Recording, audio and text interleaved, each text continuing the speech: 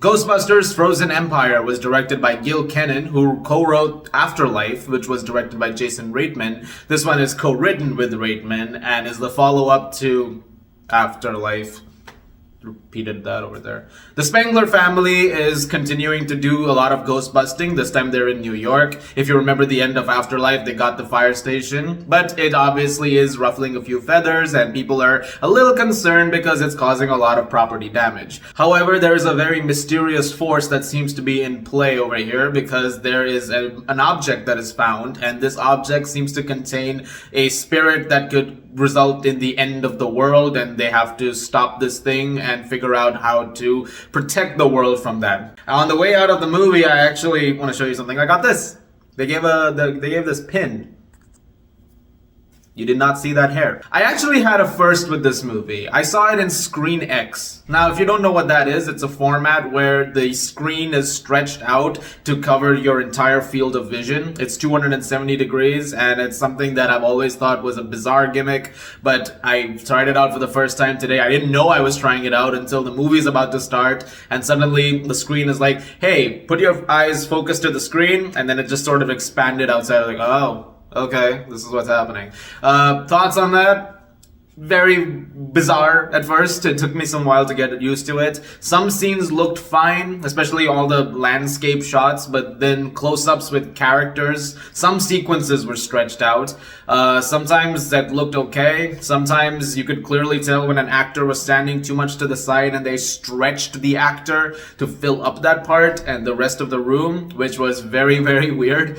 So not something that I feel like I'm gonna try much again, unless there's a movie that very much demands that kind of an experience. Going into the movie though, I thought Afterlife was fine. There were some things that I did really enjoy about it and things that I thought were really, really great pluses, and I was hoping to see much more of that in Frozen Empire. I definitely did get some of those things, and I did enjoy some of that in Frozen Empire too. However, cutting to the chase here, I thought the movie was not as good as Afterlife, which I didn't really love Afterlife to begin with. This is a hair below that. Mostly because of the script. This is a very inconsistent movie when it comes to telling its story, and also one that is very, very messily paced, in that there is no pace for a long time. The actual Frozen Empire stuff, when it kicks in, very fun. I was enjoying that. But that's also much later in the movie. But until that point, there's a lot of middling stuff. Things are just kind of happening at a glacial pace. There doesn't seem to be too much interesting story to tell during that time, and a lot of it is just exposition, and it's just giving you details about what the threat can be and a history around that, rather than actually dealing with it. With Afterlife, you had a bit of a discovery journey with it as well, something very similar to, like, say, The Force Awakens, with, you know, the new characters exploring the old stuff. But I can't say I had the same thing over here. There wasn't much to do over there. So there was a lot of callbacks and references that they were playing around with for a while until they eventually had to get to the main plot of it. And I feel like that did hinder the movie. And there's a point of it where it definitely was losing me at one point, because there was just not really much that's going on in it. Now, granted, the cast helps because they're all very good. One of the things that I really loved in Afterlife was the chemistry that they all had. But specifically, I thought the standout of that movie was McKenna Grace. I thought she was really, really good, and I think she is once again the star of the show over here. She's not in the trailers too much, which I was a little worried about, because normally when that happens, it feels like they're sidelining characters.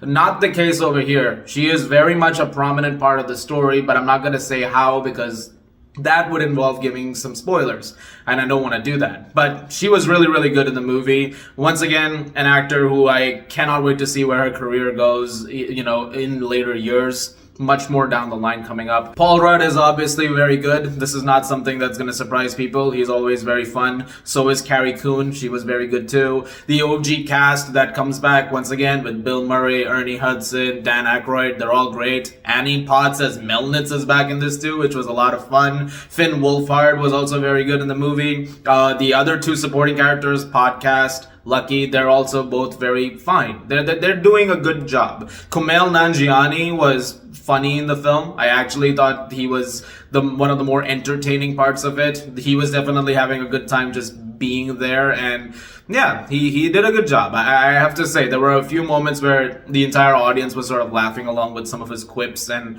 there were moments that did get me like that as well. It is a visually pretty fun movie. There's some very nifty action sequences and some fun stuff that's going on with all kinds of ghosts and, you know, monsters that are coming out from New York. That's always very fun to see. And like I said, the Frozen Empire stuff is genuinely a lot of fun, and it's very well done. But that's also so far into the film that the path to get there, I feel like that could have been a little bit better.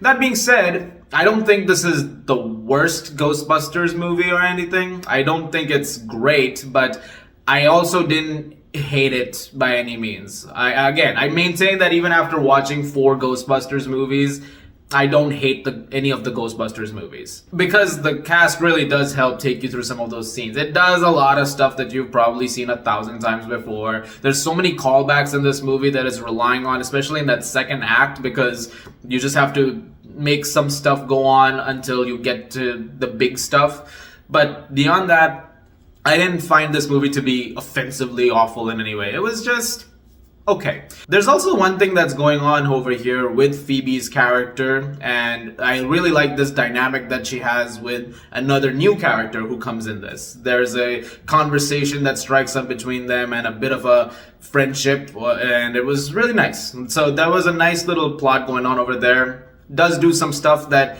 I was kind of expecting, but I did like how that played out. It was a nice little dynamic that they threw in there. If you're a Ghostbusters fan, though, I feel like you're gonna have some fun with this movie. There's a lot of stuff in here to have, you know, a good, genuine laugh at, and also to be surprised by.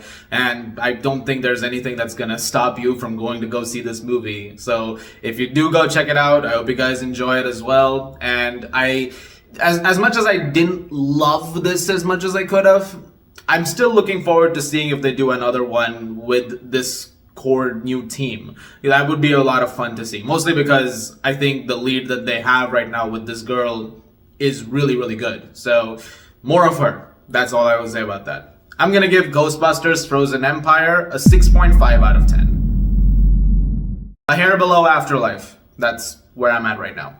Guys, thank you very much for watching. Look forward to more videos very, very soon. And as always, if you like this, please do subscribe. And I'll see you guys at the movies.